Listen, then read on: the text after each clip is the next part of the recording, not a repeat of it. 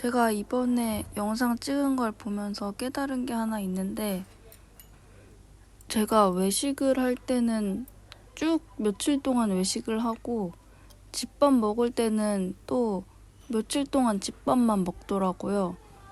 그래서 지금 영상 편집한 게 순서는 안 바꾸고 그냥 찍은 그 순서대로 그냥 붙이기만 한 건데, 평소에 그걸 의식하고 한 건 아니었는데 이렇게 다시 보니까 내가 생활을 그렇게 했었구나 라는 걸 알겠더라고요. 이래서 사람들이 SNS를 하는 건가? 라는 생각도 들기도 했어요. SNS 하면은 뭐 자랑하는 거다, 아니면 뭐 인생의 낭비다 그러면서 좀 부정적인 이미지도 있는 것 같은데, 나에 대해서 기록을 해놓는다는 것과 나를 좀 더 객관적으로 볼 수 있게 해준다는 점에서 그런 점은 또 SNS의 순기능이라고 생각이 들더라고요. 그렇게 또 나에 대해서 하나 알아갔다라는 얘기였습니다. 지금 보여지는 거는 예전에 회사에서 재난 대피 훈련? 그런 걸 해가지고 그때 받았던 건데, 훈련하는 김에 사람들 이렇게 모여 있으니까 저런 밥이랑 재난 물품 같은 걸 나눠주는데, 재난이 일어나진 않았으니까 그 비축품? 유통기한이 이제 다가오니까 나눠주는 그런 거인 것 같아요. 근데 유통기한 가깝다고 해도 거의 1년 넘게 남은 것들이어서 사실 유통기한이 얼마 안 남았다고 할 수는 없긴 한데, 저런 재난 물품 같은 경우에는 원래 유통기한이 한 5년, 10년 이 정도 하니까 1년 남은 거는 얼마 안 남은 걸로 쳐서 이제 처리를 하는 것 같더라고요. 저 빨간색 그 비스켓? 저거는 예전에 구청에서 무슨 일 보는데 거기서도 가져가시라고 나눠준 적이 있었어요. 저거는 그냥 슈퍼에서도 파는 일반 과자인데 왜 굳이 이 과자지? 라고 생각을 해서 칼로리가 높은가? 해서 봤는데 그렇지도 않고 굳이 왜 저 과자인지는 잘 모르겠어요. 이거는 물 없이 샤워를 할 수 있는 타올 같은 거였어요. 재난 발생해서 대피소 같은 데 있으려면은 씻기가 힘드니까 저런 게 또 있는 것 같아요. 이거는 밥인데 비빔밥 같이 그냥 물만 넣고 기다리면은 되는 밥이에요. 안에 보니까 숟가락도 있더라고요. 아마 저는 먹어본 적은 없지만 전투식량이 이런 느낌이지 않을까라는 생각을 해봤습니다. 근데 저도 몰랐는데 같이 받은 사람이 이거 뜨거운 물 부으면 15분이고 그냥 물 부으면 60분 기다려야 된다고 해서 이런 타입의 밥은 처음 먹어봤는데 60분 전이면 엄청 빨리, 밥 먹고 싶으면 1시간 전에 준비를 해야 된다는 거네요. 어떤 사람이 둘 다 해봤는데 그래도 뜨거운 물 넣는 게 좀 더 맛이 낫다고 해서 저도 뜨거운 물을 넣어봤습니다. 근데 재난 훈련할 때 좀 놀랬던 게, 원래 그 훈련 날짜도 정해져 있었고 시간도 정해져 있었고 어떻게 하는지도 이미 알고 있었어요. 건물에서 방송이 나오면 그 안내에 따라서 이제 대피를 하는 거였는데, 이제 방송이 나왔어요. 몇 층에서 화재가 났다 이런 설정으로. 그래서 이제 방송 불났다, 화재 발생 하는 방송이 나와서 제가 일어나서 바로 이제 계단으로 내려가려고 했거든요. 근데 옆자리에 있는 일본인 직원이 저를 딱 잡더니 아직 나가면 안 된다는 거예요. 그래서 아니 화재 발생했다고 하는데 빨리 탈출해야지 그렇게 말하니까 아직 우리 층 탈출하라는 안내방송이 안 나왔으니까 기다려야 된다는 거예요.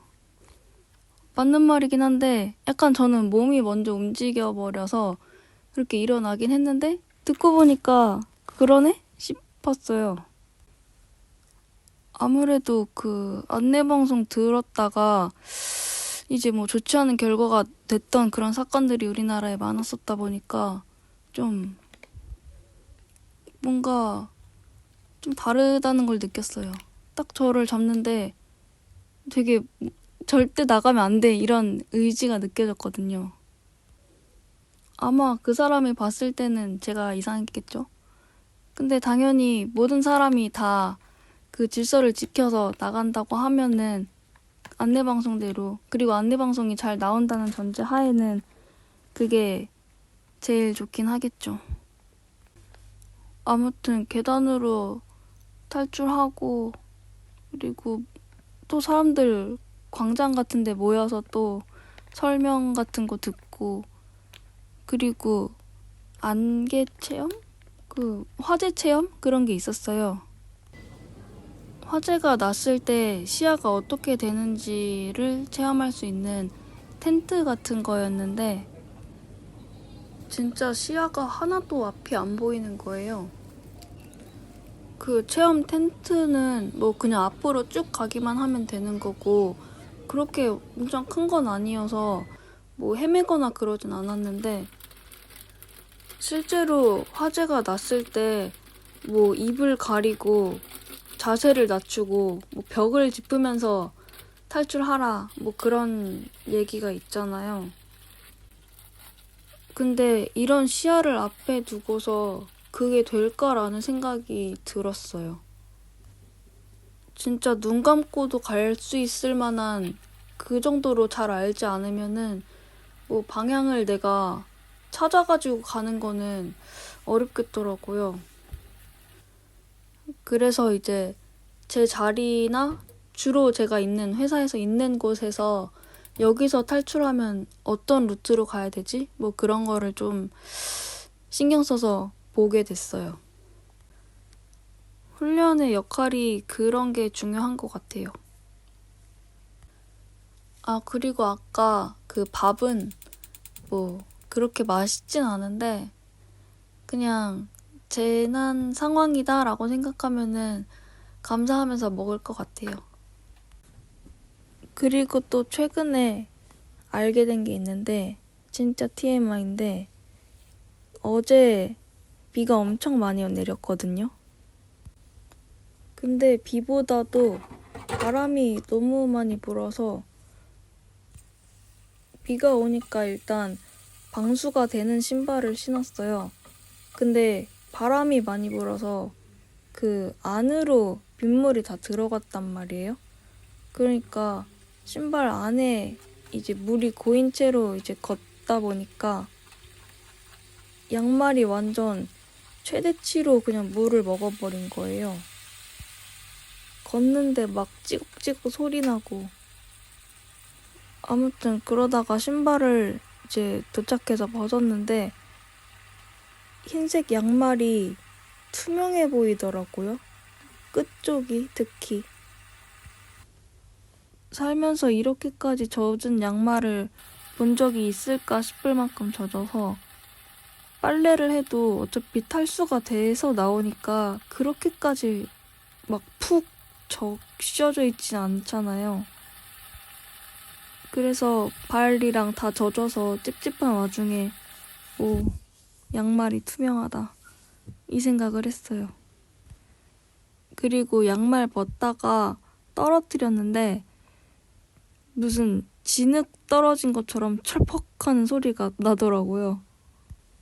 양말이 특별히 크거나 두꺼운 양말도 아니고 그냥 일반적인 양말이었는데 아니 이게 양말에서 날 소린가? 라는 생각이 들어서 좀 오히려 웃기더라고요. 비 와서 집 안도 습하고 그래서 제습기 팡팡 돌리고 이제 좀 있으면 에어컨도 틀어야 될 텐데 전기비가 걱정이 됩니다. 지금 집으로 이사해서 첫 여름 나는 건데 원래 복층 집이 여름이 힘들다고 들어서 좀 걱정되긴 하는데 뭐 경험을 해봐야 알겠죠. 어차피 2년 계약이라서 뭐 죽으나 사나 2년은 살아야 되고 아니다 싶으면은 그 이후에 이사하면 되니까요. 일단 한 가지 정해둔 거는 지금은 복층에서 자고 있는데 여름 되면 자는 거는 이제 복층 말고 밑에서 자려고 생각하고 있어요. 복층이 여름에 힘든 게 보통 위쪽이 더워서 그런 거라고 알고 있는데 잘 때 더우면 그건 또 너무 힘들기 때문에 에어컨 조절을 뭐 자면서 할 수도 없으니까 그래서 아마 여름에는 복층 공간을 좀 창고처럼 쓰거나 못 쓸 것 같아요.